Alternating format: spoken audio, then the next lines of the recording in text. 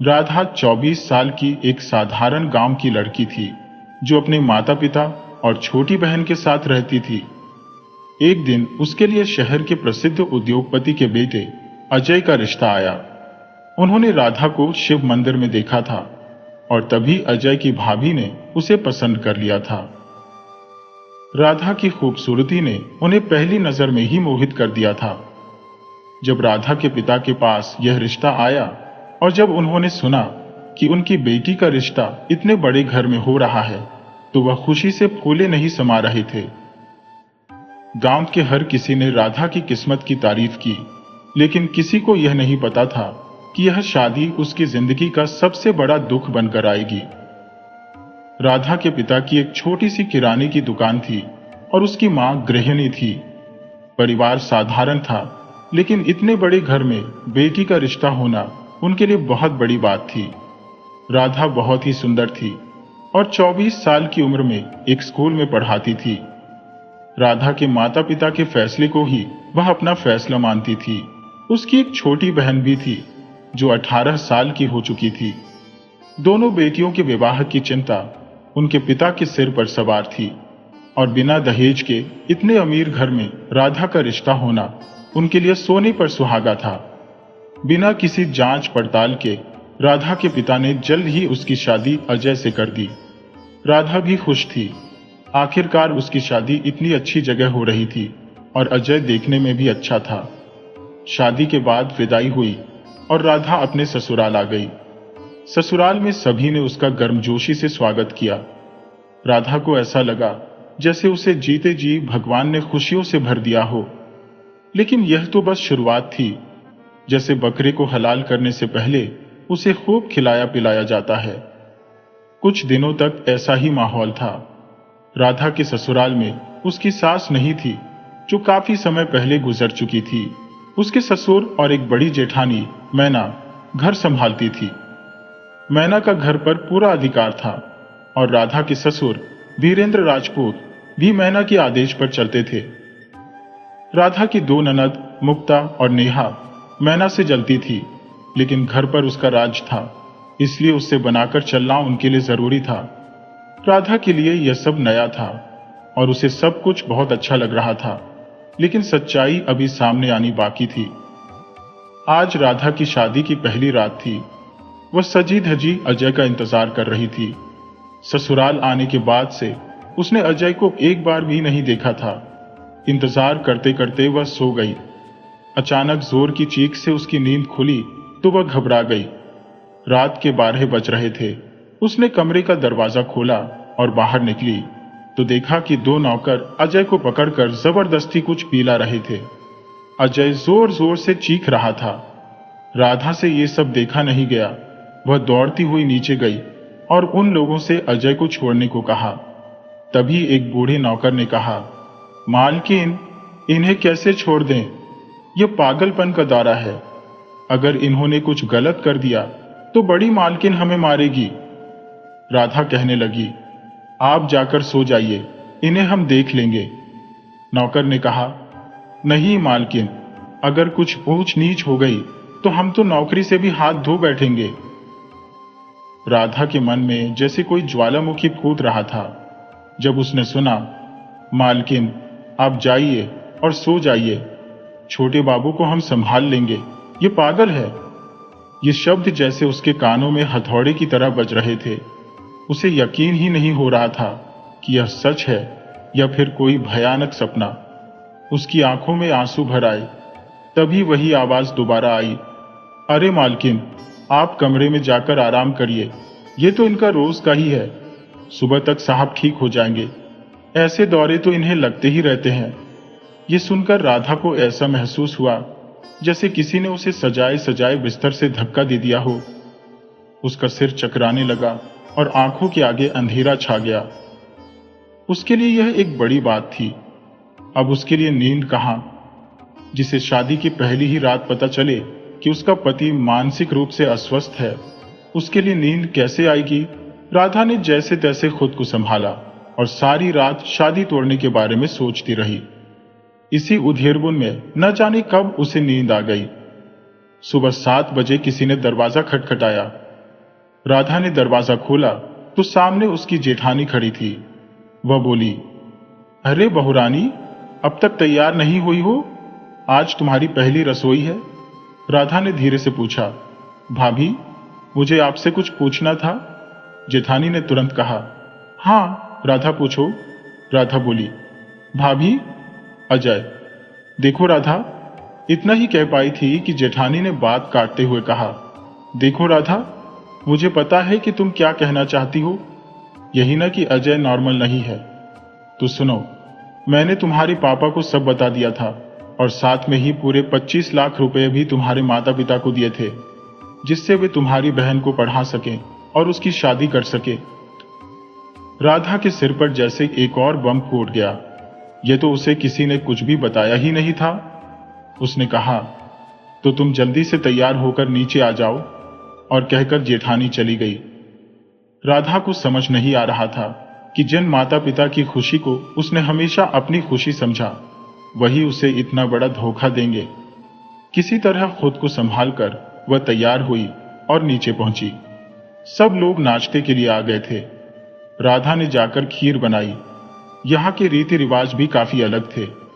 पहले घर के सभी पुरुष नाश्ता करते थे, फिर घर की महिलाएं। राधा अपने ससुर वीरेंद्र प्रताप को अपने हाथों से खीर परोस रही थी, जबकि बाकी सबके लिए नौकर थे। अजय अब भी सो रहा था। उसका कमरा नीचे था, जहां किसी को जाने की इजाजत नहीं थी। सुमित बिना नाश्ता किए ही चला गया था। मेहमानों ने खीर की बहुत तारीफ की, लेकिन अब इन सब बातों का राधा के लिए कोई महत्व नहीं रह गया था। उसकी जिंदगी का यह नया अध्याय इतना धुंधला और उलझा हुआ होगा, उसने कभी सोचा भी नहीं था। जैसे ही वीरेंद्र प्रताप ऑफिस के लिए निकले, घर की औरतें नाश्ते के लिए बैठ गई। राधा को इस नए माहौल में दम घुटने जैसा लग रहा था। वह अपने कमरे में चली गई और रोने लगी। यहां कोई ऐसा नहीं था जो उसकी सिसकियों को सुन सके और उसके दिल का हाल समझ सके। ये उसकी जिंदगी का पहला इम्तिहान था, जिसने उसकी जीने की इच्छा ही खत्म कर दी थी। पर यह तो अभी शुरुआत थी। इंसान को इतना कमजोर बना दिया जाता है। यह तो बस पहला इम्तिहान था। आगे ऐसे ही हजारों इम्तिहान राधा की जिंदगी में आने के लिए इंतजार कर रहे थे। राधा ने खुद को संभाला और फैसला किया कि वह अब इस घर में नहीं रहेगी। राधा अपने साथ लाई हुई थोड़ी सी चीजें पैक करने लगी। तभी उसकी ननदें नेहा और मुक्ति उसके कमरे में आई और नेहा बोली, ये क्या छोटी भाभी, अब तक मुंह दिखाई की रस्म के लिए तैयार नहीं हुई? बाहर मेहमान आ गए हैं, जल्दी से तैयार होकर नीचे आ जाओ। यह कहकर नेहा चली गई, लेकिन मुक्ति वहीं ठहर गई। उसने पूछा, क्या बात है भाभी, आप खुश नहीं लग रही है? राधा ने कहा, ऐसा कुछ नहीं है। लेकिन मुक्ति फिर बोली, आप तो जानती हैं कि अजय भैया पागल है, फिर आपने ऐसा क्यों किया? राधा का मन किया कि वह अपने माता पिता के धोखे वाली बात मुक्ति को बता दे, लेकिन उसे अच्छे से न जानने के कारण वह चुप रह गई। वह एक और धोखा नहीं सह सकती थी।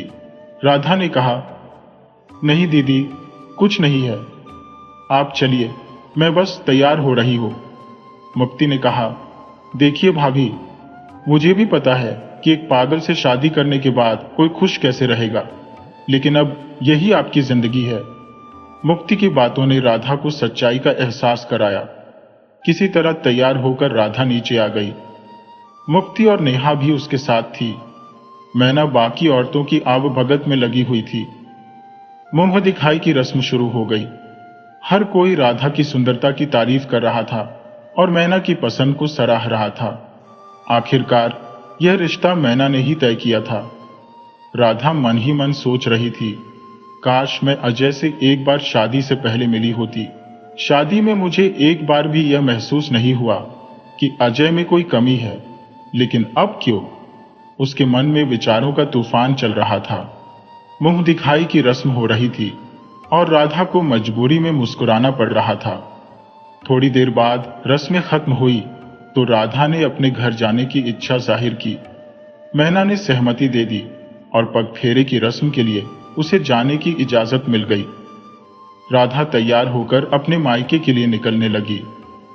मैना का पति सुमित उसे उसकी ससुराल से उसके घर लेकर गया। वहां जाकर अपने माता पिता को देखकर राधा के मन में नफरत उमड़ आई थी। फिर भी पगफेरे की रस्म बिना अपने दामाद के पूरी की गई।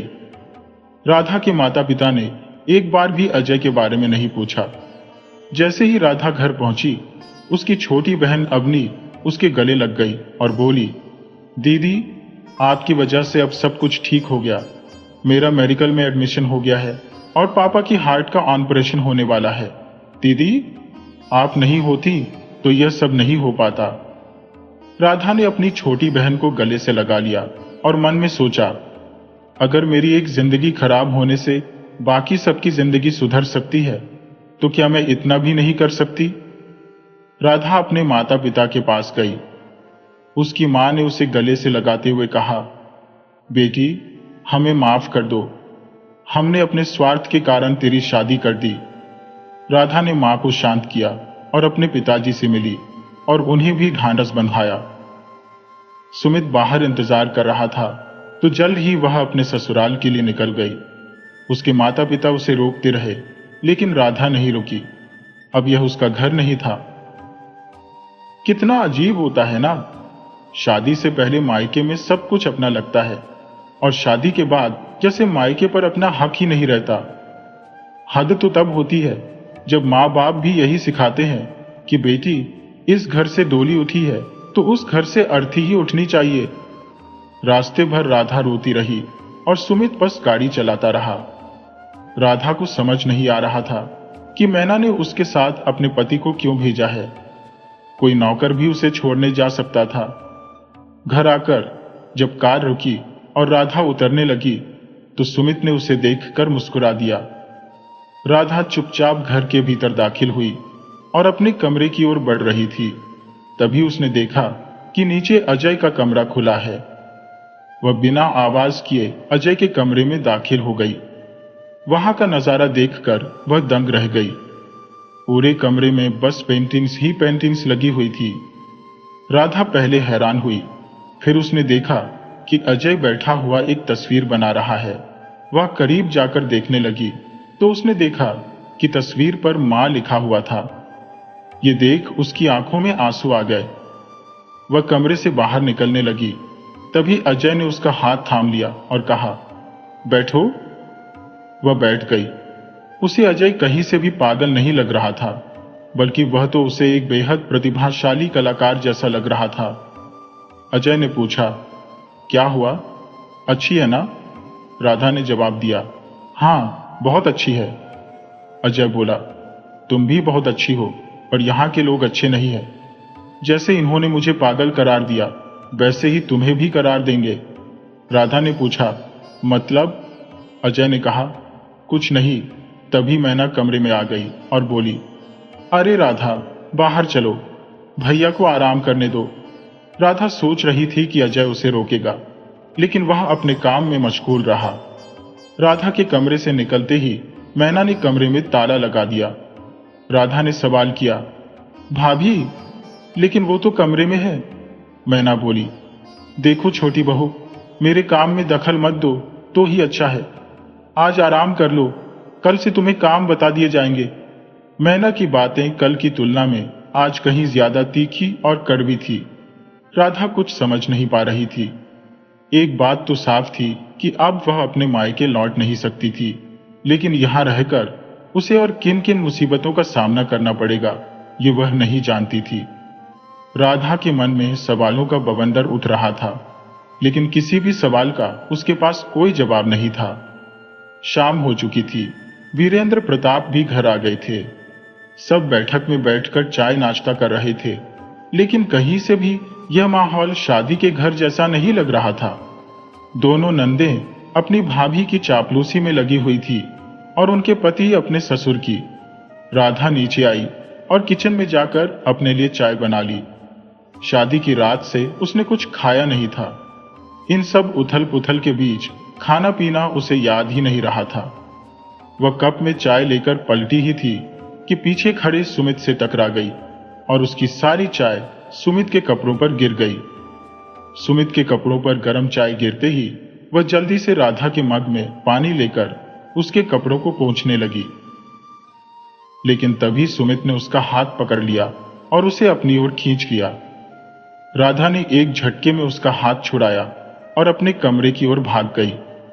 वह सोचने लगी, ये क्या हो रहा है? मेरे पति की जगह किसी और ने मुझे छूने की हिम्मत कैसे की, और वो भी मेरे अपने जेठ ने। राधा डर और गुस्से में वहां से अपने कमरे में चली गई और उसकी आंखों से आंसू बहने लगे। सुमित का इस तरह से उसे छूना राधा को बहुत गंदा और अपमानजनक लग रहा था। वह कमरे में गई, शावर ऑन किया और उसके नीचे बैठकर नहाने लगी। वह सोच रही थी, हे भगवान, मैं किन लोगों के बीच में फंस गई हूं। जिस व्यक्ति से मेरी शादी हुई है उसे मेरी कोई परवाह नहीं है। न जाने मेरी जिंदगी में आगे क्या क्या होने वाला है। रोने के बाद राधा का मन थोड़ा हल्का हुआ तो वह कमरे में आकर लेट गई। 2 दिन की भूखी और थकी हुई राधा को गहरी नींद आ गई और वह काफी देर तक सोती रही। थोड़ी देर बाद किसी ने दरवाजा खटखटाया। तब राधा की आंखें खुली। उसने अपने कपड़े ठीक किए और दरवाजा खोला। रात के 9 बज चुके थे और खाना परोसते समय सभी औरतों का नीचे रहना नियम था। घर की नौकरानी उसे बुलाने के लिए आई थी। उसने कहा, छोटी मालकिन नीचे चलिए, बड़ी मालकिन बुला रही है। राधा नीचे तो आ गई थी, पर सुमित की नजरें उसे ऐसे देख रही थी जैसे वह उसे निगल जाना चाहती हो। वह बार बार उसकी नजरों से बचने की कोशिश कर रही थी। मैना वीरेंद्र प्रताप के लिए खाना परोस रही थी। यहाँ के नियम कानून राधा की समझ से परे थे। एक तरफ सुमित, जो मैना का पति था, वह खुद से खाना लेकर खा रहा था। कायदे से तो खाना मैना को परोसना चाहिए था, क्योंकि वह उसकी पत्नी थी, पर वह वीरेंद्र प्रताप को खाना परोस रही थी। ये बात राधा के दिमाग में खटकने लगी। राधा सब समझने की कोशिश में लगी हुई थी, पर सब खाने में व्यस्त थे। तभी मैना ने राधा से किचन से सब्जी लाने को कहा और फिर सुमित को सर्व करने के लिए कह दिया। राधा कुछ भी नहीं कह पाई। वह सुमित को सब्जी दे रही थी कि सुमित ने उसकी कमर पर हाथ रख दिया। राधा के हाथ से सब्जी का कटोरा गिर गया। मैना ने गुस्से में उसे देखा और मुंह बनाते हुए बोली, तुम्हें एक काम करने की भी तमीज नहीं है। शक्ल सूरत इतनी खूबसूरत है, पर काम जरा भी नहीं आता तुम्हें। राधा की आंखों में आंसू भर आए। सबके खाने के बाद राधा को खाने के लिए बुलाया गया। राधा को धीरे धीरे एहसास होने लगा कि इस घर में उसकी हैसियत एक नौकर से ज्यादा कुछ नहीं है। मैना खुद कोई काम नहीं करती थी, सारे काम नौकरों के जिम्मे होते थे। लेकिन फिर भी वीरेंद्र प्रताप हर वक्त बस उसकी तारीफ करते रहते थे। अजय के कमरे में हमेशा ताला लगा रहता था और राधा ने कई बार कोशिश की, लेकिन उसे अंदर जाने का मौका नहीं मिला। हार मानकर वो अपने कमरे की तरफ बढ़ने लगी। तभी उसने सुना कि मुक्ति अपने पति से कह रही थी, हाँ जी, अब तो हम यहीं रहेंगे। पापा को तो कुछ फर्क ही नहीं पड़ता, इतना बड़ा कारोबार है अपना, और मैना ने तो नाक में दम कर रखा है। अजय और सुमित को इसने कैसे किनारे कर दिया है। ना जाने पापा के ऊपर क्या जादू किया है, जो बस मैना की ही बात मानते रहते हैं। मुक्ति के पति ने हंसते हुए पूछा, क्या जादू किया?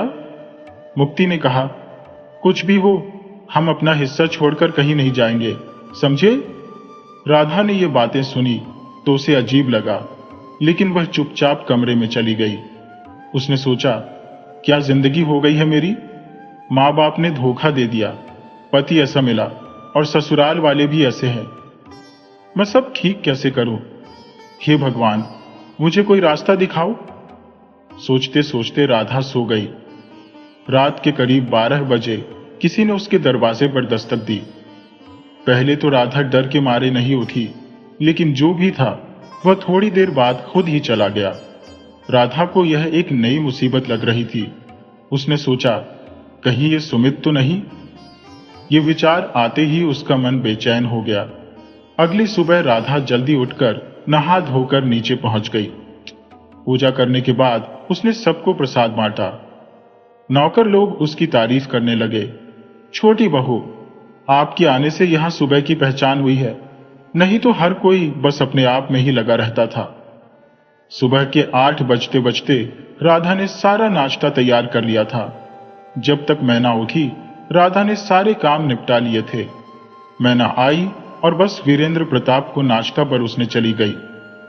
राधा ने सुमित को भी नाश्ता दिया, लेकिन आज उसने कोई बेहूदगी नहीं की।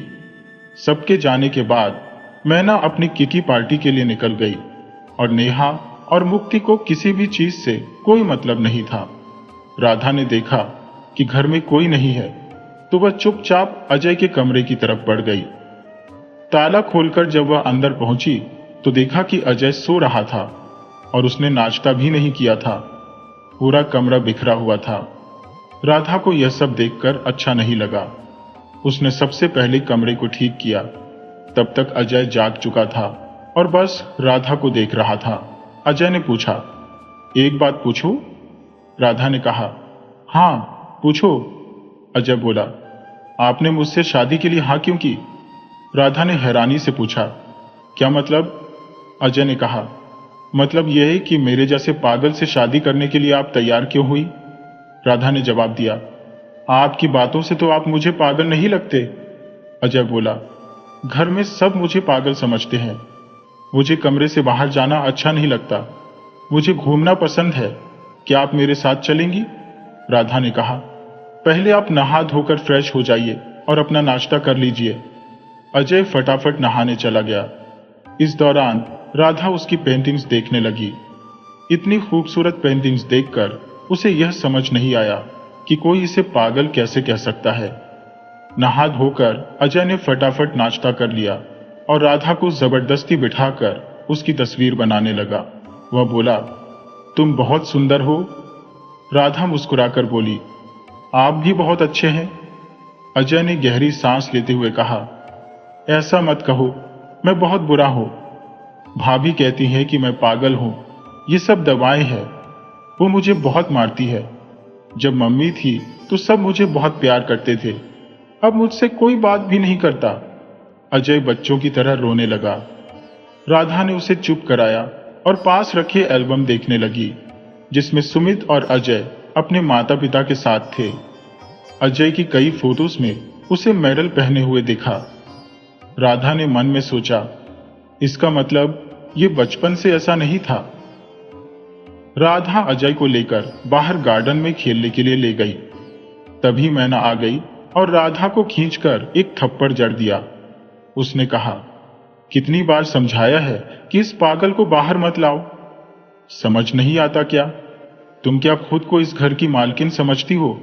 इस गलत फहमी में मत रहना। नौकर हो, नौकर की तरह रहो और याद रखना, ये शादी मैंने करवाई है, समझी? मैना ने एक नौकर को बुलाकर अजय को कमरे में ले जाने का आदेश दिया। अजय मैना को देखकर चिल्लाने लगा, गंदी औरत, गंदी औरत। लेकिन मैना ने उसे खींचकर कमरे में बंद करवा दिया। वीरेंद्र प्रताप के आते ही मैना ने राधा की जमकर शिकायत कर दी। इस घर की छोटी बहू होते हुए भी मैना की नजर में राधा बस एक नौकरानी थी और उसकी नंदें भी उसे उसी नजर से देखती थी।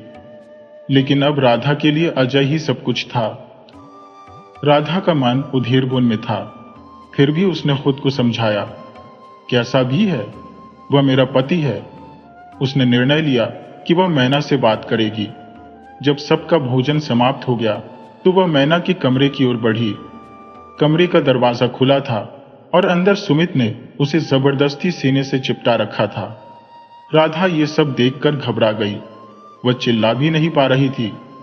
उसने हिम्मत कर सुमित के बाल पकड़कर खींचे, जिस पर सुमित ने उसे 2 जोरदार थप्पड़ मारे और बोला, तुम्हारी ये हरकत। राधा ने गुस्से में कहा, मैं सबको बता दूंगी। सुमित हंसते हुए बोला, जाओ, किसे बताओगी? यहां कौन है तुम्हारी बात सुनने वाला? मैना, पापा या तुम्हारा पागल पति? सीधे सीधे मान जाओ, वरना उंगली टेढ़ी करना मुझे भी आता है। राधा ने सुमित को धक्का दिया और रोते हुए अपने कमरे की ओर भागी। वह सोचने लगी, क्या हो रहा है? मैं किन भेड़ियों के बीच फंस गई हूं? राधा बहुत दुखी हो गई थी। सुमित की हरकतें दिन पर दिन बढ़ती जा रही थी। उसके लिए अब उस घर में रहना दूभर हो गया था। रात को ही उसने अपना सामान पैक किया और पूरी रात जागती रही। जैसे ही सुबह हुई, वह अपना सामान लेकर नीचे उतर आई। सुबह सुबह राधा को उसके सामान के साथ उतरते देख मैना की आंखें क्रोध से लाल हो गईं। मैना ने पूछा, ये सब क्या है? राधा ने दृढ़ता से कहा, भाभी, मैं अब यहां नहीं रह सकती, मेरा दम घुटता है। मैना जोर जोर से हंसी और बोली, अच्छा, घर जाना चाहती हो तो जाओ, बिल्कुल जाओ। राधा को मैना से ऐसी उम्मीद नहीं थी। उसने सोचा था कि मैना उसे रोकेगी और वह सुमित की असलियत बता देगी, लेकिन यहां तो कुछ भी वैसा नहीं हुआ। वह अपना सामान लेकर पैदल ही चल पड़ी। पीछे नेहा और मुक्ति एक दूसरे को देख मुस्कुरा रही थी। मैना ने कहा, देखना, जितनी जल्दी गई है उतनी ही जल्दी वापस भी आ जाएगी। और वह जोर जोर से हंसने लगी। इसी बीच अजय के कमरे से चीखने की आवाज आने लगी। ताला खोला गया और अजय को बाहर निकाला गया। डॉक्टर ने आकर अजय को एक सुई लगाई। मैना ने डॉक्टर के हाथ में नोटों की गड्डी चुपचाप रख दी और डॉक्टर नमस्कार करके वहां से चला गया। इधर राधा जब अपने मायके पहुंची तो उसकी मां और पिताजी उसे देखकर बहुत खुश हुए। लेकिन जैसे ही राधा ने बताया कि वह हमेशा के लिए अपने ससुराल को छोड़ आई है, उनका व्यवहार एकदम से बदल गया। उसकी मां बोली, बेटी, तू पागल हो गई है क्या? 25 लाख रुपए कोई छोटी रकम नहीं होती। तेरे पापा का ऑपरेशन उसी पैसे से हुआ है और तेरी छोटी बहन की पढ़ाई भी। हम समाज में कहीं मुंह दिखाने लायक नहीं रहेंगे। राधा ने जवाब दिया, मां, मैं उस घर में वापस नहीं जा सकती। उसके पापा वहां आकर बोले, बेटी, मानता हूं कि हमने गलती की है, लेकिन तू ही बता, मैं क्या करता? मरते दम तक भी मैं इतना पैसा नहीं कमा पाता कि तेरी शादी किसी अमीर घर में कर सकूं या तेरी बहन को मेडिकल की पढ़ाई करवा सकूं। हमने तेरे साथ धोखा किया है, हम तेरे अपराधी हैं, लेकिन हमारी इज्जत तेरे हाथ में है। और परसों मेरा ऑपरेशन है, सारे पैसे वही जमा है। अब मैं उन लोगों को क्या वापस करूंगा? उन्होंने आगे कहा, मेरी बात मान ले बेटी, अपनी ससुराल लौट जा। राधा कुछ कहने ही वाली थी कि उसके पापा ने उसकी बात काटते हुए कहा, मैं तेरे आगे हाथ जोड़ता हूं। अपने पिता को यूं रोते देखकर राधा का दिल पिघल गया। उसने बहुत कोशिश की थी बिना रिश्वत के एक सरकारी नौकरी पाने की, लेकिन कुछ नहीं हो पाया था। कम से कम उसकी छोटी बहन पढ़कर कुछ बन तो जाएगी। राधा अपनी बहन की खुशियों के लिए सोचने लगी। उसने सोचा, पापा को ज्यादा परेशान करना भी सही नहीं है, वे पहले से ही दिल के मरीज है। पर मैं क्या करूं?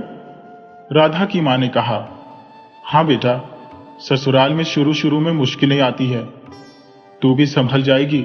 राधा बोली, मां, पर वो मेरे जेठ। तभी उसकी मां ने उसकी बात काट दी। देख बेटा, तू कुछ भी कर, लेकिन अपना ससुराल मत छोड़। तू जानती है ना, ससुराल से मायके आई लड़की की कोई इज्जत नहीं होती। राधा ने समझ लिया कि किसी से कुछ कहना बेकार है। उसने अपना सामान उठाया और जैसे आई थी वैसे ही वापस ससुराल लौट गई। उसे देखकर मैना बोली, निकल गई सारी हिकड़ी? राधा ने कुछ नहीं कहा। अब उसने अपने मन को मजबूत कर लिया था। अब जो भी हो, वह हर मुश्किल का सामना करेगी और जो गलत है उसे सही करेगी। घर के नौकर राधा को सम्मान की नजर से देखते थे, क्योंकि वह एकमात्र थी जो सबके बारे में सोचती थी और अजय का ख्याल रखती थी। राधा ने अपना सामान रखा और नीचे आकर देखा कि अजय का कमरा अभी भी बंद था। उसने बिना किसी से कुछ कहे अजय का कमरा खोला और उसका हाथ पकड़कर उसे अपने कमरे में ले आई। उस वक्त सब लोग घर पर थे, लेकिन किसी की हिम्मत नहीं थी राधा को रोकने की। मैना गुस्से में उसे देख रही थी।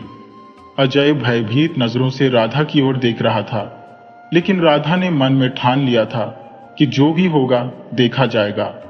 मैना ने गुस्से से गुर्राते हुए पूछा, क्या कर रही हो?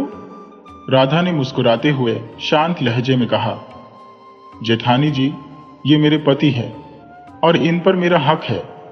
आज से ये मेरे ही कमरे में रहेंगे। आपको इनकी चिंता करने की कोई जरूरत नहीं है। मैना ने अपने स्वर में मिठास भरते हुए कहा। हाँ हाँ, क्यों नहीं। अजय भैया तुम्हारे कमरे में ही रहेंगे। बस खुश रहो देवरानी जी। आप तो नाराज हो गई। राधा ने देखा कि मैना के स्वर में अचानक मिठास घुल गई है, तो उसकी नजर अपने ससुर वीरेंद्र प्रताप पर पड़ी, जो अभी अभी आए थे। राधा समझ गई कि मैना सिर्फ दिखावा कर रही है। खैर, जो भी हुआ अच्छा ही हुआ। मैना वीरेंद्र प्रताप के पीछे लग गई और इस मौके का फायदा उठाकर सुमित भी राधा के पीछे पीछे चला आया। तुमने क्या सोचा था? सुमित बोला। इस पागल का सहारा लेकर मुझसे बच जाओगी? राधा हंसने लगी और लगभग मजाक में बोली। पागल वो नहीं है, पागल तो तुम सब हो जो दूसरों की भावनाओं का फायदा उठाते हो।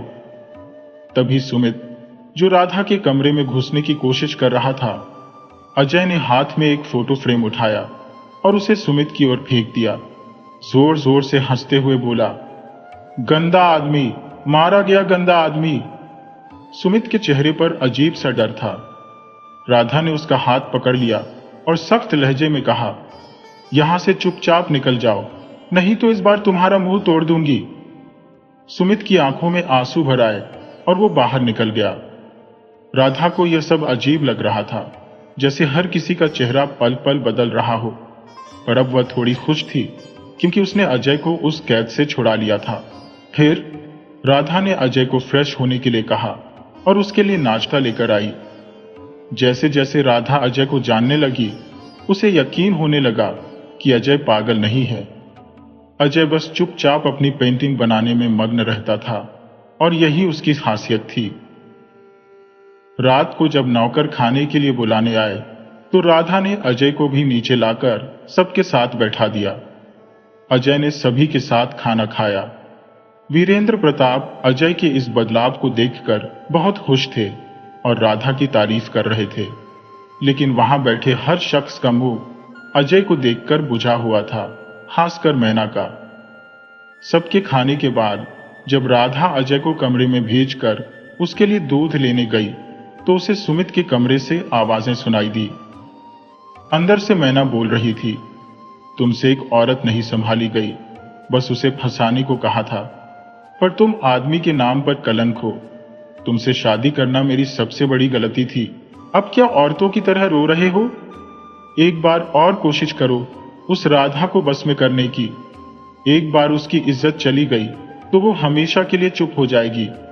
ये सुनकर राधा सन्न रह गई। तभी सुमित ने कहा, बीवी तो मेरी बीवी हो ही कहां, वो तो पापा ने नाम के लिए मेरी शादी करवा दी। तुमसे पूरे घर को पता है कि तुम्हारा और पापा के बीच में। मैना चीख उठी, चुप रहो, और एक जोरदार थप्पड़ सुमित के गाल पर जड़ दिया। अपनी जुबान बंद रखो, जितना कहा गया है उतना करो। मैना सुमित पर गिरने लगी और बोली, नहीं तो तुम्हारा सच सबको बता दूंगी। इतना कहकर मैना कमरे से बाहर निकल गई। राधा तब तक दीवार के पीछे छुप चुकी थी। मैना वहां से सीधे वीरेंद्र प्रताप के कमरे में चली गई और दरवाजा बंद हो गया। राधा के लिए यह एक और बड़ा झटका था। वह सुमित के कमरे की ओर बढ़ी तो देखा कि सुमित अपनी मां की तस्वीर को देखकर रो रहा था और कह रहा था, क्यों मां, क्यों हमें छोड़कर चली गई? राधा अब सच जानना चाहती थी, पर तभी अजय जोर जोर से चिल्लाने लगा और उसे ऊपर भागना पड़ा। कमरे में जाकर उसने अजय को दूध दिया और उसे बिस्तर पर लिटाकर खुद सोफे पर लेट गई। राधा सोचने लगी, ये लोग कितने मतलबी है, किसी को किसी की परवाह नहीं है, बस एक दूसरे की कमजोरियों का फायदा उठा रहे हैं, पर मैं अजय को ठीक करके रहूंगी। राधा ने मन में यह ठान लिया था और इन्हीं ख्यालों के बीच उसे नींद आ गई। रात के 2 बजे अचानक अजय चिल्लाने लगा। राधा को कुछ समझ नहीं आया। उसने जल्दी से उसकी दवाओं में से एक नींद की दवा उसे दे दी। राधा का दिल जोर से धड़क रहा था, लेकिन उसने खुद को मजबूत बनाए रखने की ठान ली। जब हम ऐसे नीच लोगों के बीच फंसे होते हैं तो यह और भी जरूरी हो जाता है। धीरे धीरे राधा को सब कुछ समझ आने लगा था। अगले 2 दिन बिना किसी परेशानी के गुजर गए। इन 2 दिनों में राधा ने अजय की देखभाल इस तरह की थी कि उसका पूरा हुलिया बदल गया था। सही समय पर खाना, समय से सोना और खुली हवा में सैर, ये सब अजय को सामान्य स्थिति में ले आई थे। वीरेंद्र प्रताप अपने बेटे को फिर से सामान्य होते देख बहुत प्रसन्न थे, लेकिन मैना की नींद उड़ी हुई थी। आज अजय का अपॉइंटमेंट शहर के नामी डॉक्टर राकेश दहिया के साथ था। आमतौर पर मैना अजय को एक खास डॉक्टर के पास ले जाती थी, जिसे वो घर पर ही बुलवा लेती थी ताकि अजय को बाहर न जाना पड़े। लेकिन इस बार वीरेंद्र प्रताप ने अजय की सारी जिम्मेदारी राधा को सौंप दी थी और राधा ने अजय को डॉक्टर दहिया के पास ले जाने का निर्णय किया था। इससे मैना को बहुत नाराजगी हुई। वो चाहती थी कि सब कुछ उसके नियंत्रण में रहे, लेकिन अब राधा की देखभाल में अजय की तबीयत सुधर रही थी। आज जब राधा अजय को लेकर डॉक्टर दहिया के पास गई तो अजय बहुत खुश था, क्योंकि न जाने कितने दिनों बाद वह घर से बाहर निकला था। राधा ने अजय की दवाइयों और उसकी मेडिकल रिपोर्ट्स को ध्यान से संभाल कर रखा था, ताकि डॉक्टर से सही सही सलाह ली जा सके कि कब कौन सी दवाई देनी है। इधर राधा के जाते ही मैना ने उसका कमरा खंगालना शुरू कर दिया। वह अजय की रिपोर्ट और दवाइयों को ढूंढने लगी, लेकिन उसे कुछ नहीं मिला। घबराई मैना ने तुरंत किसी को फोन लगाया और कहा, सब गड़बड़ हो गया है। अगर उसे पता चला तो सब किया धरा मिट्टी में मिल जाएगा। अभी कुछ करो। उधर से आवाज आई, शांत हो जाओ, मैं देखता हूं। उधर राधा अजय को डॉक्टर के केबिन में लेकर जा रही थी, जब अचानक एक औरत उससे टकरा गई और राधा के हाथ से रिपोर्ट गिर गई। वह औरत सॉरी बोलती हुई रिपोर्ट राधा को लौटाकर चली गई। जब राधा डॉक्टर के केबिन में पहुंची तो डॉक्टर ने अजय की रिपोर्ट देखी और बोले, सब कुछ सामान्य है, लेकिन दवा की डोज बढ़ा रहा हो। देखो, कौन कह सकता है कि 2 साल पहले यह लड़का लंदन से मास्टर्स करके आया था। लेकिन क्या करे, यह डिप्रेशन भी बड़ी खराब चीज है। वैसे आप डॉक्टर हैं? राधा बोली, नहीं, मैं इनकी पत्नी हूं। डॉक्टर सोच में पड़ गए, फिर बोले, अजय को सिर्फ थोड़ी केयर की जरूरत है, उससे बातें करें, उसे अकेला बिल्कुल मत छोड़ें। राधा ने सहमति में सिर हिलाया और डॉक्टर की सारी हिदायतें सुनकर अजय को लेकर घर लौट आई। घर पहुंचकर राधा ने अजय को कमरे में आराम करने के लिए कहकर दवाई दी और नीचे चली आई। शाम हो गई थी। वीरेंद्र प्रताप और सुमित भी घर आ चुके थे। राधा रसोई में मदद करने लगी। अचानक अजय जोर जोर से चिल्लाने लगा। सब लोग घबराते हुए ऊपर दौड़े। अजय जैसे होश में नहीं था। वह दीवार से सिर पटक रहा था। नौकरों ने किसी तरह उसे काबू किया। राधा तुरंत डॉक्टर को फोन करने लगी, लेकिन डॉक्टर फोन नहीं उठा रहे थे। तब मैना ने अपने डॉक्टर को फोन किया और वह तुरंत आ गई। उन्होंने अजय को इंजेक्शन दिया, तब जाकर उसकी हालत में सुधार आया। डॉक्टर ने राधा से पूछा, आपने कौन सी दवाई दी थी? राधा ने सही दवाई बताई, लेकिन डॉक्टर ने तुरंत दवाई बदल दी और बोले, हे भगवान, आप अजय को मारना चाहती हैं क्या? इस दवा से डिप्रेशन कम नहीं होता, बल्कि ब्लड प्रेशर बढ़ जाता है और बेचैनी भी। डॉक्टर ने वीरेंद्र से कहा, अगर आप अपने बेटे को बचाना चाहते हैं तो पहले इस औरत को यहां से हटाइए। वीरेंद्र प्रताप ने गुस्से से राधा को देखा। हालांकि राधा की कोई गलती नहीं थी, पर यह सब मैना की साजिश थी, जिसमें डॉक्टर भी शामिल था। जब मैना वीरेंद्र प्रताप के सामने अजय और राधा को गलत साबित नहीं कर पाई, तो उसने ये नाटक रच दिया। फिर से अजय को राधा से दूर उसी कमरे में बंद कर दिया गया। वीरेंद्र प्रताप का आदेश था और कोई कैसे मना करता। मैना अपनी जीत पर खुश थी। मुक्ता और नेहा उसकी चापलूसी में लगी थी। सुमित भी वहीं खड़ा था। राधा की आंखें आंसुओं से भरी हुई थी। सुमित ने उसके कंधे पर हाथ रखा। राधा ने उसका हाथ चटक दिया और गुस्से में जाने लगी। तभी सुमित ने कहा, तुम अजय को बचाना चाहती हो, राधा? राधा रुक गई और बोली, हाँ, मैं अजय को बचाना चाहती हूं। सुमित ने कहा, तो मेरी एक बात मानोगी? राधा ने पूछा, क्या? सुमित बोला, मैना की सच्चाई सबके सामने लानी होगी। राधा ने चौंक कर पूछा, आप क्या कह रहे हैं? सुमित ने कहा, हाँ राधा, उसकी सच्चाई सबके सामने लानी होगी। राधा ने कहा, वो आपकी बीवी है। सुमित ने धीरे से कहा, मुझे पता है, कल तुमने सब सुन लिया था। राधा ने सिर झुकाते हुए कहा, हाँ, मैंने सब देखा था। सुमित ने कहा, तुम सच जानना चाहती हो? राधा ने हामी भरी। सुमित ने कहा, सुनो, मैना मेरी बीवी नहीं है।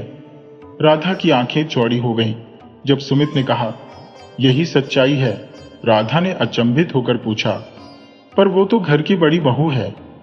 सुमित ने भारी मन से जवाब दिया, वो सब दुनिया को दिखाने का नाटक है। असल में वो मेरे पापा की रखैल है। मुझे ये कहते हुए भी शर्म आ रही है कि मैना ने पापा से शादी की है। पापा का इतना बड़ा व्यापार है, ये बात अगर बाहर निकल गई तो बहुत बदनामी होगी।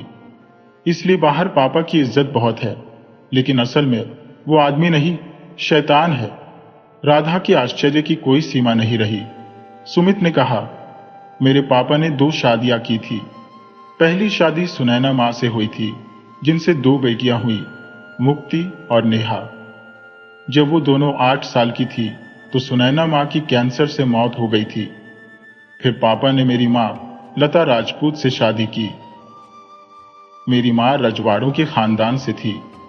पापा ने उन्हें फंसा के उनसे शादी की थी, जबकि उनका प्यार मां से नहीं बल्कि मां के पैसों से था।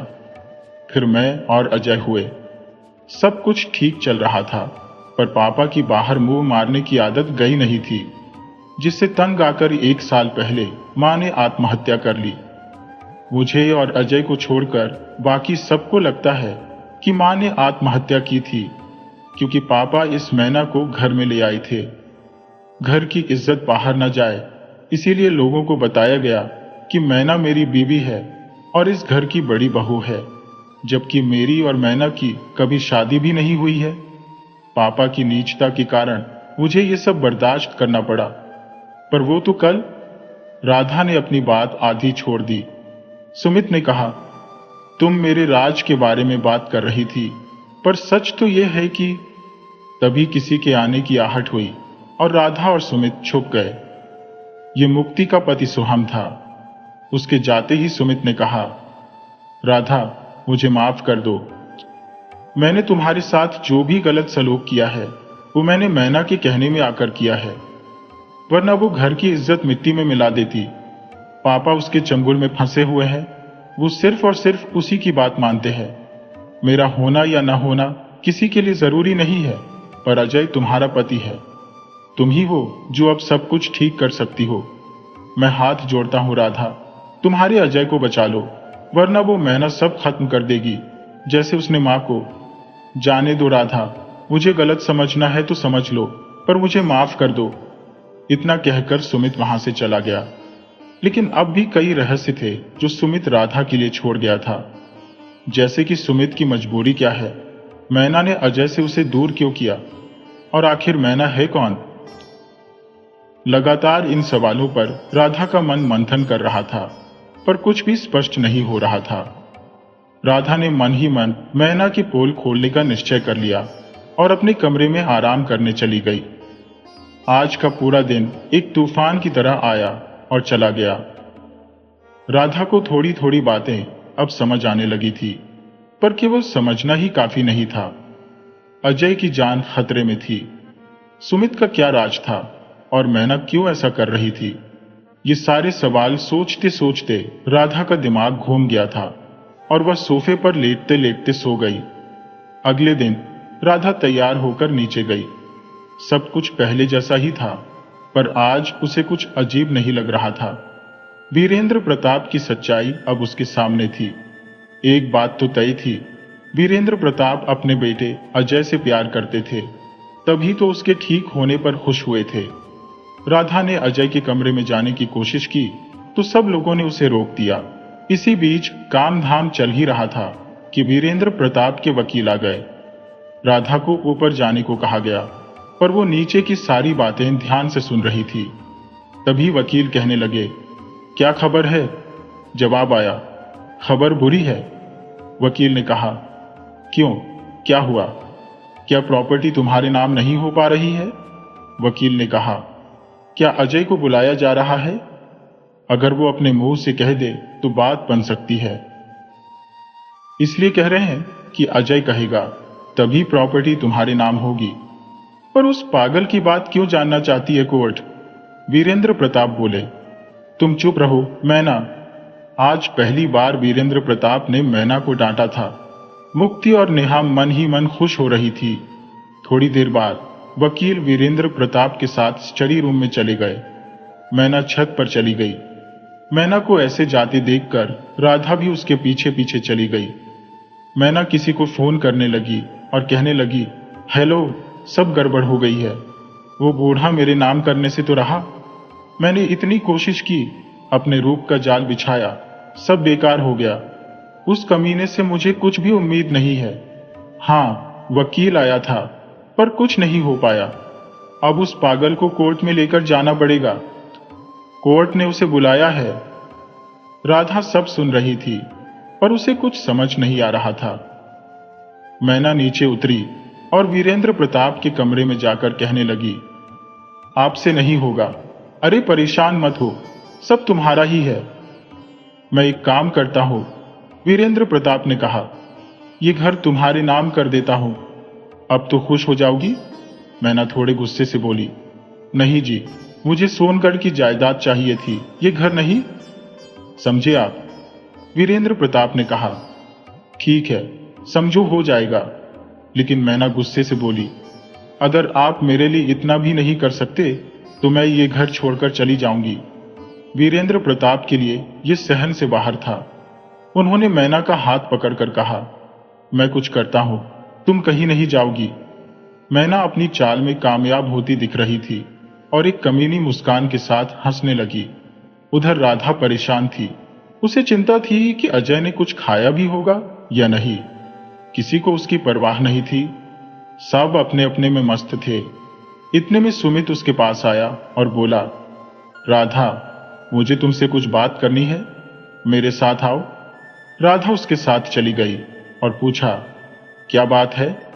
सुमित ने उसे एक किनारे ले जाकर शादी के कागज थमा दिए। ये तुम्हारे और अजय की शादी के दस्तावेज है, सुमित ने कहा। राधा हैरान होकर उसका चेहरा देखने लगी। सुमित ने कहा, मुझे पता है उस दिन की बातों ने तुम्हारे मन में बहुत से सवाल खड़े कर दिए हैं। आज मैं तुम्हारे सारे सवालों के जवाब देने आया हूं। सबसे पहले ये कागज अपने पास रखो।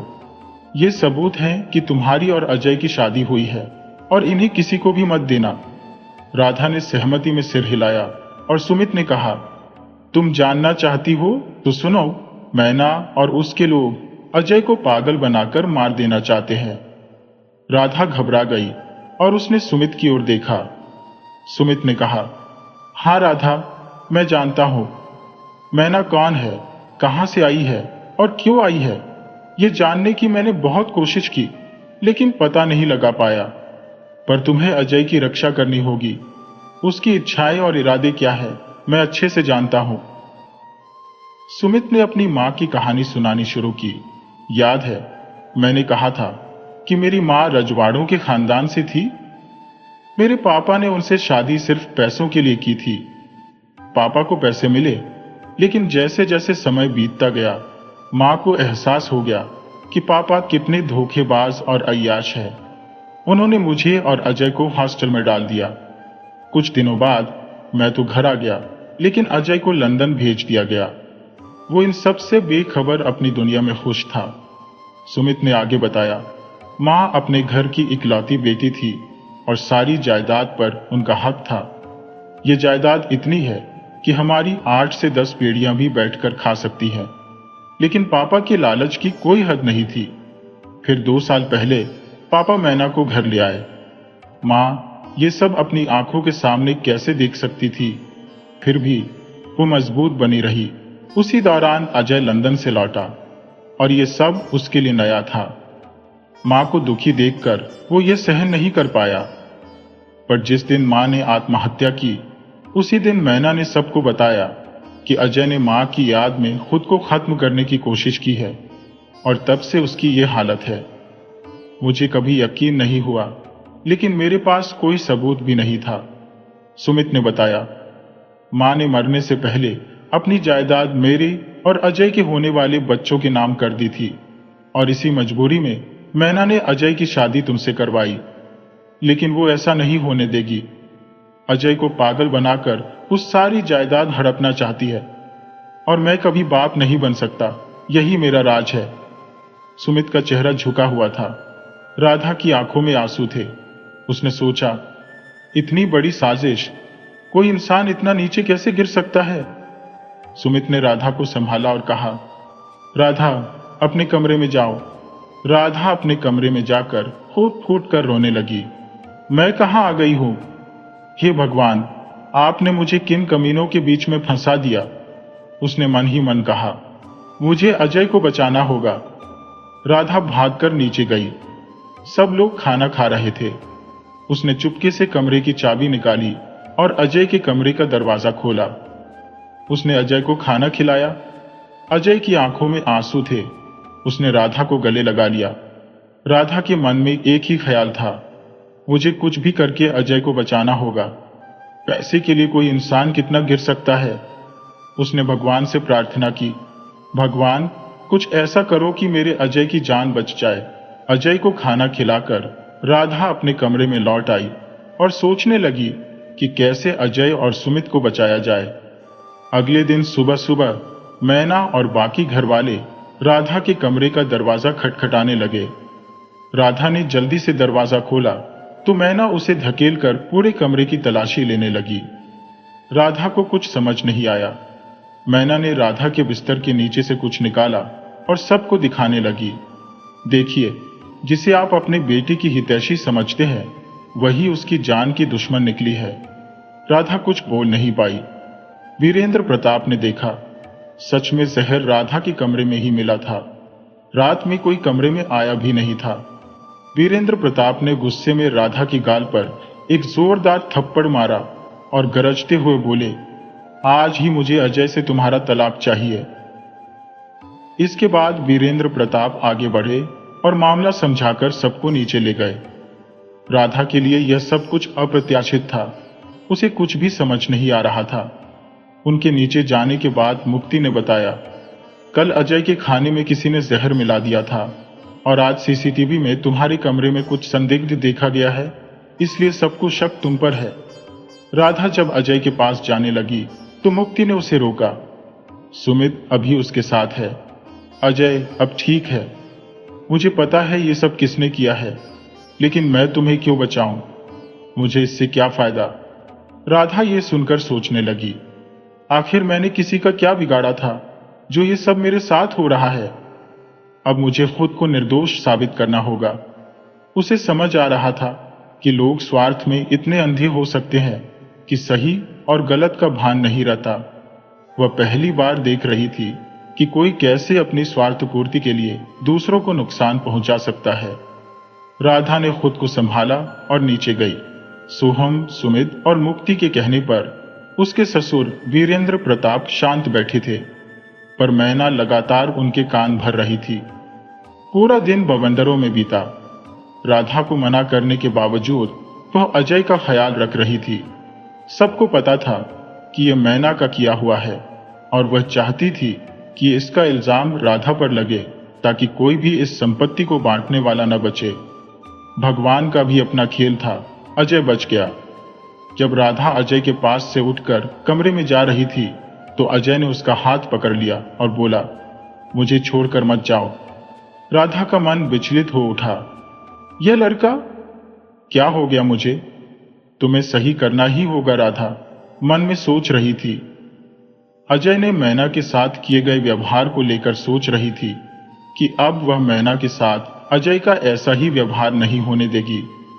सुमित भी वहां मौजूद था, इसलिए किसी ने कुछ नहीं कहा। सुमित ने राधा से कहा, आज रात मैना किसी से मिलने जाएगी? राधा ने हैरानी से पूछा, तुम्हें कैसे पता? सुमित ने कहा, बस तुम उसका पीछा करो और पता लगाओ कि वह किससे मिलती है। राधा ने हामी भरी। रात को सब लोग खाना खाकर सो चुके थे। चारों तरफ सन्नाटा था। मैना चुपचाप कमरे से बाहर निकली और मुख्य दरवाजे से बाहर चली गई। राधा ने सब देखा और उसके पीछे पीछे चलने लगी। मैना पैदल ही चल रही थी और राधा भी उसके पीछे हो ली। मैना एक बड़े से घर में घुस गई। राधा ने भी उसके पीछे पीछे जाकर घर की खिड़की से झांकना शुरू किया। अंदर एक आदमी था जो राधा की ही उम्र का लग रहा था। मैना उसकी बाहों में झूल गई और वह आदमी बोला, शाबाश मेरी जान, उन राजपूतों को खत्म कर तुम मेरी इच्छा पूरी कर रही हो। तुम्हारी कितनी तारीफ करूं? मैना ने जवाब दिया, उस कमीने बूढ़े को तो मैंने कभी अपने पास नहीं आने दिया। वो तो बस मेरे इशारों पर नाचता है। रोज रात को उसे एक नशे की पुड़िया देकर उसका काम तमाम कर देती हो। दोनों जोर जोर से हंसने लगे। राधा को उस आदमी का चेहरा नजर नहीं आ रहा था, लेकिन वह उसकी बातों से सब समझने की कोशिश कर रही थी। तभी मैना ने कहा, जब तक राजपूतों को भिखारी न बना दो, इस दिल को चैन नहीं मिलेगा। उस व्यक्ति ने फिर कहा, अब तक वह पागल मरा क्यों नहीं? मैना गुस्से से बोली, वह पागल अब तक मरा क्यों नहीं? राधा इस सब को जानने की कोशिश कर रही थी, लेकिन उसे अभी भी समझ नहीं आ रहा था कि आखिर यह कौन है जो इन लोगों का दुश्मन बना हुआ है और क्या होगा आगे। मैंने बहुत जतन किया उसे ठिकाने लगाने का, लेकिन क्या करूं, अब ये नई लड़की आ गई है, उसका ख्याल रख रही है। आज मैंने उस पर जहर देने का इल्जाम भी मर दिया था। अभी देखो, वो बूढ़ा तो मेरी उंगलियों पर नाचता है। उसके आलसी बेटे किसी काम के नहीं है। 2 बेटियां हैं, उनको अपने वश में करना इतना आसान है जितना चींटी को मसलना। मगर ये जो नई लड़की आई है राधा, वही सब गड़बड़ कर रही है। मैंने कितनी चालाकी से पूरा प्लान बनाया था कि राधा के हाथों से पूरे घर को जहर देकर उसे जेल भिजवा दूंगी। फिर मैं इस सारी जायदाद की अकेली मालकिन बन जाऊंगी और हम अपनी मस्त जिंदगी जिएंगे। वो व्यक्ति बोला, बस बस, मुझे तो बस उस राजपूत खानदान की बर्बादी देखनी है। मैना ने पूछा, तुम्हारी आखिर उस परिवार से दुश्मनी क्या है? वो व्यक्ति बोला, समय आने पर सब बताऊंगा। मैना सोच में पड़ गई कि कौन इतनी गहरी साजिश रच सकता है। वह खिड़की से कुछ देखने की कोशिश कर रही थी, लेकिन कुछ नजर नहीं आ रहा था। राधा चिंतित होकर वहीं खड़ी रही। जब उसे लगा कि मैना अब निकलने वाली है, तो वह जल्दी से वहां से भागकर घर लौट आई। अपने कमरे में बैठी उसका दिल जोर से धड़क रहा था। वह सब कुछ छोड़कर कहीं दूर जाना चाहती थी, लेकिन ऐसा करने से कई जिंदगियां तबाह हो जाती। राधा सोच में डूबी थी, समझ नहीं पा रही थी कि अब क्या करे। इसी उधेड़-बुन में उसकी आंख लग गई। सुबह उठते ही उसने सोचा, अब और नहीं, मुझे इन सब का असली चेहरा बेनकाब करना होगा। आखिर कौन है वो इंसान? अगली सुबह माहौल शांत था। राधा ने चुपके से अजय को नाश्ता करवाया। अजय और राधा अब अच्छे दोस्त बन गए थे। अजय की हालत में सुधार हो रहा था और सुमित भी हर वक्त उसकी मदद कर रहा था। बस वीरेंद्र प्रताप के सामने सुमित कुछ नहीं बोल पाता था। मैना आज बहुत खुश थी। उसकी खुशी का राज राधा को पता था। अब उसने ठान लिया था कि वो मैना का पर्दाफाश करेगी। उसने सुमित से भी सब बातें बता दी थी, लेकिन मुश्किल ये थी कि उन्हें अपने प्लान के लिए ऐसे साथी चाहिए थे जिन पर मैना को पूरा भरोसा हो जाए। सुमित ने मुक्ति से बात की और पैसे का लालच दिखाया। दुनिया में पैसा वो ताकत है जिसके आगे बड़े बड़े लोग झुक जाते हैं। मुक्ति को भी पैसा चाहिए था। अब मुक्ति उनके साथ मिल गई थी, क्योंकि उसे राधा का पक्ष ज्यादा मजबूत लग रहा था। तीनों ने मिलकर सबसे पहले अजय को राधा के कमरे में शिफ्ट करने का निर्णय लिया। मुक्ति और सुमित वीरेंद्र प्रताप के पास गए और उन्हें काफी समझाया कि अजय को पूरे समय देखभाल की जरूरत है। काफी मान मनौवल के बाद वीरेंद्र प्रताप मान गए और अजय को राधा के कमरे में शिफ्ट करवा दिया गया। यह उन तीनों की पहली जीत थी। राधा के अंदर अब साहस आ गया था। मैना भी कुछ नहीं कर पा रही थी, क्योंकि बात वीरेंद्र प्रताप के बेटे की थी। राधा ने सुमित, मुक्ति और उसके पति सोहन को भी अपने साथ मिला लिया था। योजना बन रही थी, पर अभी कोई ठोस रास्ता नजर नहीं आ रहा था। नेहा और उसका पति नवीन अब भी मैना के चापलूस बने हुए थे। उन्हें पूरा यकीन था कि मैना उन्हें कुछ न कुछ जरूर देगी। अब राधा की एक टीम बन गई थी जिसमें राधा, सुमित, मुक्ति, सोहन और अजय थे। मैना की साजिश को खत्म करने का अभियान शुरू हो चुका था। हर किसी का एक अहम रोल था। सबसे पहले मुक्ति और सोहन को मैना के चमचे बनकर उसके षड्यंत्र में शामिल होना था। फिर उसकी सारी बातें रिकॉर्ड करनी थी ताकि सब मिलकर वीरेंद्र प्रताप के सामने उसका असली चेहरा उजागर कर सकें। राधा को विश्वास था कि सब कुछ सही दिशा में जा रहा है। एक हफ्ता बीत गया लेकिन कुछ भी ठोस हासिल नहीं हो पाया। वीरेंद्र प्रताप मैना की जाल में फंसते ही जा रहे थे। राधा की योजना वैसी की वैसी ही रह गई। हाँ, एक बात अच्छी हुई कि राधा की देखभाल से अजय अब ठीक हो रहा था। अब वह सामान्य हो चुका था और राधा की बात भी मानता था। दोनों अच्छे दोस्त बन चुके थे। मैना को देखकर अब भी वह चिढ़ती थी, लेकिन उसके पास अब कोई रास्ता नहीं था क्योंकि बार बार एक ही चाल चलने से उसकी पोल खुल सकती थी। मैना बहुत सतर्क थी और सुमित और मुक्ति से कोई भी योजना साझा नहीं करती थी। वे बेचारे उसके पीछे पीछे घूमते रहते थे।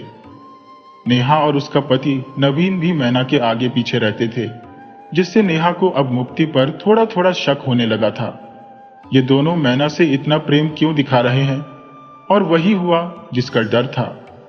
एक दिन जब राधा, सुमित, मुक्ति और सोहन अजय के साथ बैठकर योजना की बातें कर रहे थे, तभी नेहा ताली बजाते हुए कमरे में घुसी। वाह, तो ये है तुम लोगों का प्लान, अभी सबको बताती हो। जब मुक्ति ने देखा कि नेहा जाने की तैयारी कर रही है, तो उसने अचानक पास रखा फ्लावर पॉट उठाया और नेहा की खोपड़ी पर जोरदार प्रहार किया। नेहा तुरंत जमीन पर गिरी और बेहोश हो गई। राधा और सुमित का चेहरा भय से सफेद पड़ गया। तुमने ये क्या कर डाला? उन्होंने हक्का बक्का होकर मुक्ति से पूछा। मुक्ति ने शांतिपूर्वक जवाब दिया, जो सही था वही किया। उसने आगे कहा, मैंने आज तक कोई सही काम नहीं किया, लेकिन आज पहली बार सही किया है। राधा, हम तुम्हारे साथ हैं। नेहा को मैं संभाल लूंगी, तुम अपनी योजना पर ध्यान दो। फिर उसने नेहा को उसके कमरे में बंद कर दिया। अब इन लोगों का रास्ता पूरी तरह से साफ हो गया, क्योंकि नवीन बिना नेहा के किसी काम का नहीं था। राधा और सुमित के चेहरों पर मुस्कान आ गई, क्योंकि मैना का अंत निकट था। ये उनके लिए एक नई शुरुआत थी। एक हफ्ते बाद अजय पूरी तरह से ठीक हो गया था। राधा उसका अच्छे से ख्याल रखती थी। अजय कम बोलता था, लेकिन उसके दिल में राधा के लिए जगह बनती जा रही थी, जो दे। एक दिन राधा ने देखा कि अजय उसे देख रहा है। वह कुछ परेशान हो गई और पूछा, क्या हुआ? आप यहाँ क्यों बैठे हैं? अजय ने जवाब दिया, तुम बहुत अच्छी हो। राधा ने कहा, तुम्हें कुछ कहना है? अजय ने कहा, राधा, मैं पागल नहीं हूं। राधा ने सहमति में सिर हिलाया, मुझे पता है। फिर अजय ने खुलासा किया, मुझे पागल बनाया गया था। मेरी मां की हत्या की गई थी, उन्होंने आत्महत्या नहीं की थी। राधा चौंक गई। आपको कैसे पता? अजय ने बताया, मेरे बाप और उस कमीनी मैना ने मेरी मां को मारा, और जब मैंने उन्हें देख लिया तो उन्होंने मुझे छत से धक्का दे दिया। राधा ने आश्चर्य से पूछा, क्या? अजय ने कहा, हां, उन्होंने मुझे पागल बनाने में कोई कसर नहीं छोड़ी। मेरी मां की प्रॉपर्टी के लिए यह सब किया गया। जब उन्हें पता चला कि मेरी मां ने अपनी संपत्ति मेरे होने वाले बच्चे के नाम कर दी है, तो उन्होंने मुझे पूरी तरह से पागल बनाने की कोशिश की। राधा ने गहरी सांस ली और कहा, तुम गलत समझ रहे हो, यह सब मैना का किया धरा है। अजय ने राधा की ओर देखा और कहा, मुझे परवाह नहीं कि किसने किया, बस इतना पता है कि मां को पापा ने मारा और मुझे पागल बनाया। फिर अजय ने धीरे से कहा, राधा, मैंने तुम्हें सब कुछ बता दिया, अब मुझे छोड़कर मत जाना। राधा ने सिर हिला दिया, नहीं अजय, मैं तुम्हें कभी नहीं छोड़कर जाऊंगी। अजय ने बिना कुछ सोचे समझे राधा को गले से लगा लिया। राधा के लिए यह सब कुछ नया था। इतने इम्तिहान के बाद आज उसे पहली बार प्यार का एहसास हुआ था। अजय ने उसका हाथ थाम लिया और कहा, राधा, मैं अब पूरी तरह से ठीक हूं, लेकिन मुझे अभी भी पागल बने रहना पड़ेगा। सुमित को सब सच पता है, लेकिन हम किसी और पर भरोसा नहीं कर सकते। लेकिन मुझे तुम पर पूरा भरोसा है राधा, तुम मेरा यकीन तो नहीं तोड़ोगी ना? राधा ने कहा, आज मैं बहुत खुश हूं कि तुम ठीक हो गए हो और तुमने आज अपने प्यार का इजहार भी किया। वह खुश होकर नाश्ता बनाने चली गई। तभी मैना वहां आई और बोली, क्या बात है, बहुत मुस्कुरा रही हो? राधा ने मुस्कुराते हुए कहा, कुछ नहीं दीदी। मैना ने उसका गला पकड़ लिया और कहा, जो तुम सोच रही हो उसे सोचने की भी हिम्मत मत करना। ये घर मेरा है, यहां मेरा कानून चलता है, जो मैं चाहूंगी वही होगा। तुम सिर्फ एक नौकरानी हो, मेरे टुकड़ों पर पलने वाली। राधा ने जोर से हंसते हुए जवाब दिया, जल्दी ही पता लग जाएगा कि भाभी कौन मालिक है और कौन नौकरानी। मैना वीरेंद्र प्रताप के कमरे में गई और कहने लगी, देखिए, मुझे ये लड़की बिल्कुल सही नहीं लग रही। मेरी मां ने तो इसे जल्द से जल्द घर से निकाल दीजिए। वीरेंद्र प्रताप ने जवाब दिया, तुम्हारा घर है, जिसे मन में हो रखो, जिसे निकालना है निकालो। मैना अपनी जीत पर मन ही मन खुश हो रही थी।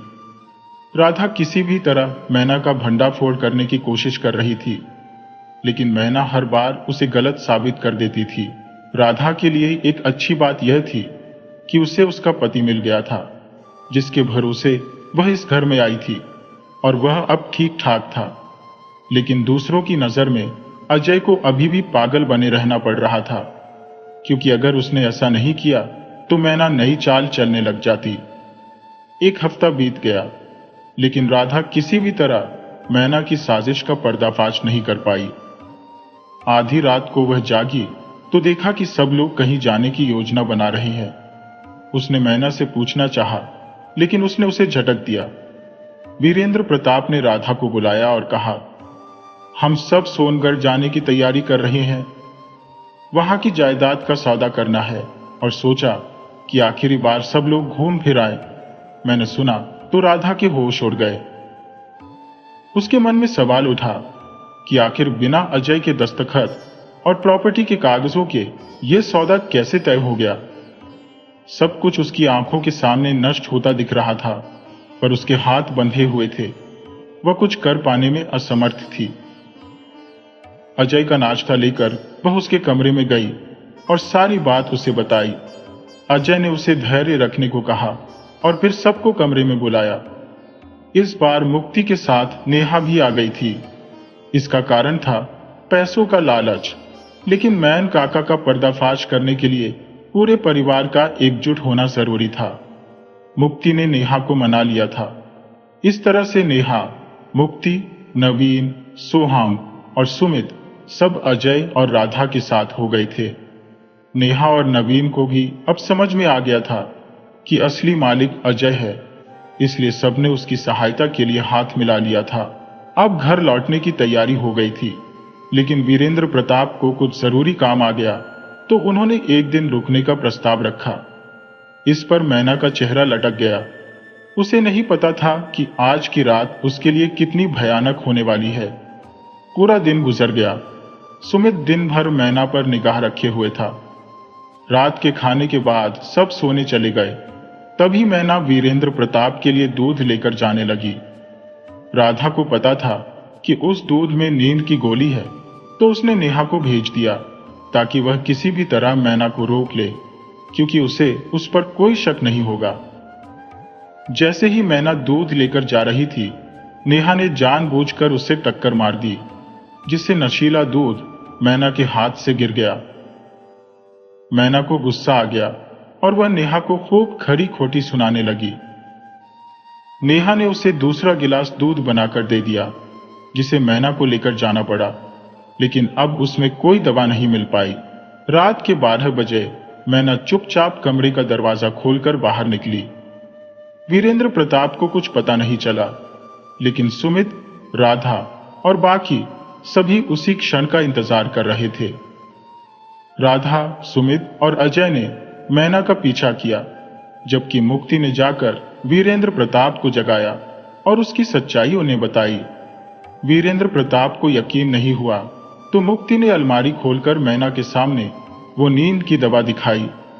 साथ ही घर के कुछ महत्वपूर्ण कागजात भी दिखाए जो मैना की अलमारी से मिले थे और कभी वीरेंद्र ने दिए ही नहीं थे। वीरेंद्र प्रताप और मुक्ति भी वहां पहुंच गए। इधर मैना फिर उसी बंगले में गई जहां वह पिछली बार गई थी। उस लड़के को गले लगाकर कहने लगी, देखा, काम हो गया। ये प्रॉपर्टी बिकते ही अब मेरा और तुम्हारा सब कुछ होगा। फिर उस वीरेंद्र प्रताप को उसकी बीवी की हत्या के इल्जाम में अंदर करवा देंगे और सारी जायदाद हमारी हो जाएगी। पूरे परिवार को जहर देकर राधा का नाम लगवा देंगे। बस अब सिर्फ मैं और तुम। अजय और सुमित ये सब देख रहे थे और गुस्से से तिलमिला उठे। तभी उन्होंने उस लड़के का चेहरा भी देख लिया। वह अजय की उम्र का ही एक लड़का था जिसे कोई नहीं जानता था। अभी ये सब चल ही रहा था कि मुक्ति के साथ वीरेंद्र प्रताप भी वहां आ पहुंचे। उन्होंने सब कुछ अपनी आंखों से देखा। यह धोखा वह सहन नहीं कर पा रहे थे, भले ही वह खुद कितना भी बड़ा धोखेबाज रहे हो, लेकिन मैना का यह छल वह बर्दाश्त नहीं कर पा रहे थे। वीरेंद्र प्रताप ने बंगले में घुसते ही जैसे उस लड़के को देखा, उनकी आंखें हैरत से फैल गईं और बोले, तुम? मैना घबरा गई। कैसे ये राज खुल गया? लड़का बोला, हाँ मैं ही हूं, पर तुम यहां क्या कर रही हो?